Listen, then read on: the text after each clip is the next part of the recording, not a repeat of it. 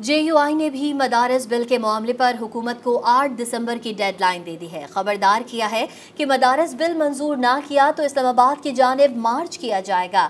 रहनुमा JUI हाफिज हमदुल्ला ने सदर की जानिब से मदारिस रजिस्ट्रेशन बिल मुस्तरद करने को ऐलान जंग करार दिया।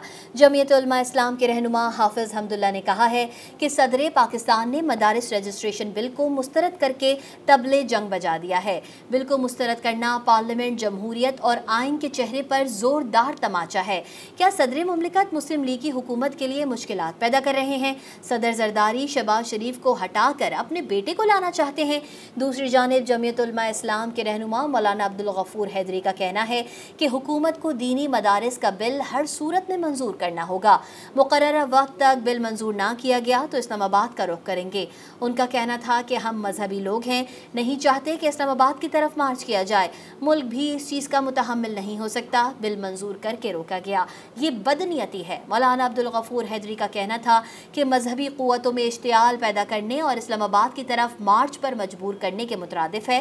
बिलावल भुट्टो ने यकीन दहानी कराई है कि वो सदर मुमलिकत से बात करके बिल मंजूर कराएंगे।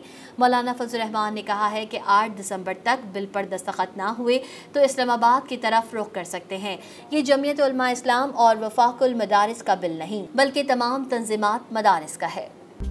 मज़ीद न्यूज़ अपडेट्स और डिजिटल स्टोरीज के लिए सब्सक्राइब करें डॉन न्यूज़ पाकिस्तान।